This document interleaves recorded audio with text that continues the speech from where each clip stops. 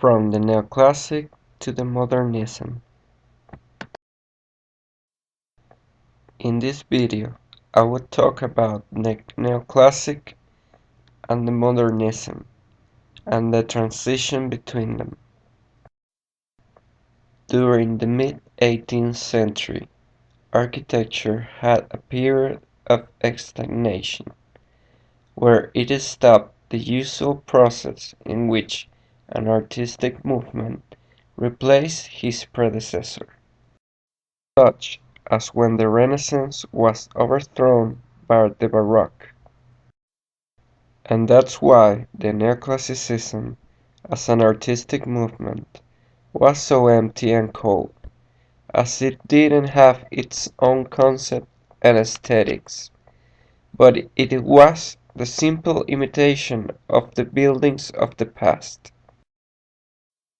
This period of history is usually named the time of the archaeology, because during this time is when the European empires began to conquer places like Egypt and Greece, and that's why during this time the people became so obsessed by the buildings of the classic era, making the architecture take the form of those buildings.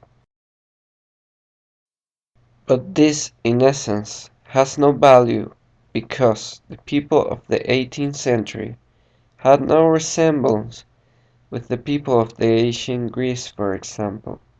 So therefore, there is no way that they both had the same needs in terms of the architecture. During this time, the people needed buildings that could represent the spirit of the new times, and for that purpose is that the modernism was born.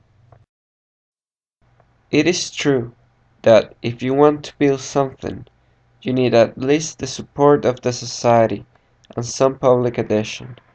And how could a visionary architect could build a new architecture if the academicism of his time itself stopped him from doing so?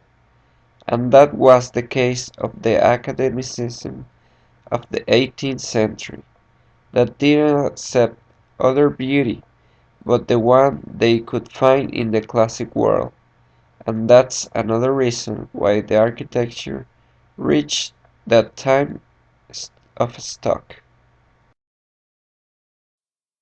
Another terrible aspect of the Neoclassic is the way that they try to cover up the fact of their soulless work with simple ornamentation.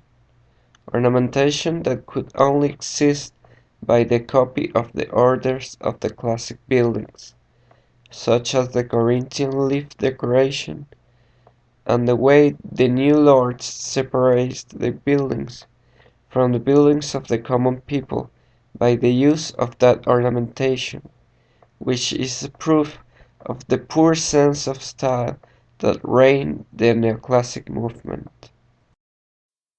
So, as we can see, it is clear that this empty neoclassic architecture had to be exterminated and replaced with something new, but that was not an easy task because of the obstinate mind of the people of that time that didn't accept innovation.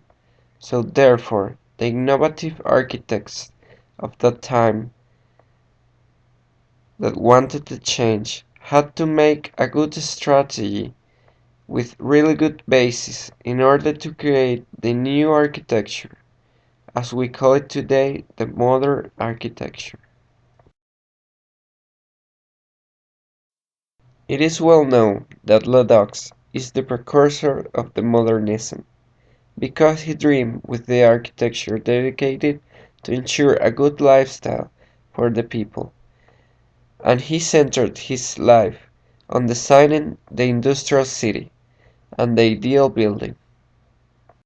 French architect Hector Oriol presented a new project on the Universal Exposition of London in the year of 1851.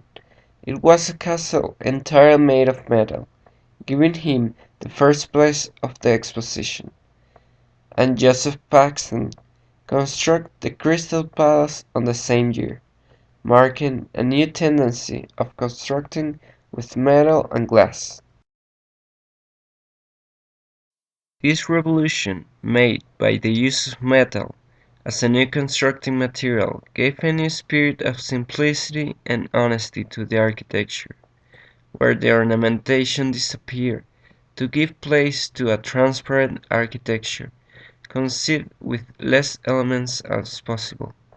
This metal art gave to place to great works like the Brooklyn Bridge or the Eiffel Tower.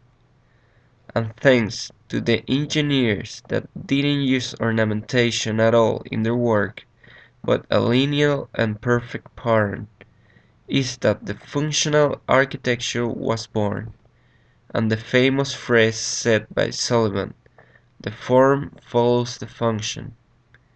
In New York and Chicago, thanks to the high prices of the land, there was developed the skyscraper, a modern metal structure or cage covered with glass.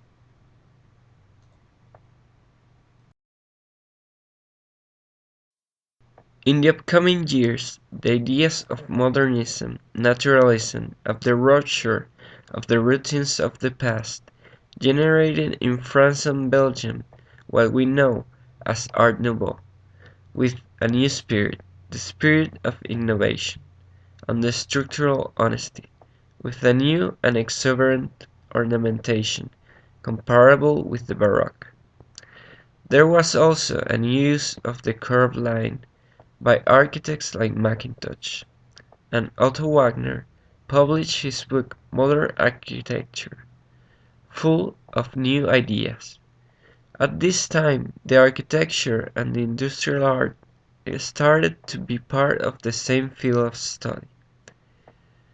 The modern style began to have a new plastic look, with architects like Gaudí that use organic forms to create and ornament his building. All these new ideas began to cook what came after, the architecture of the 20th century.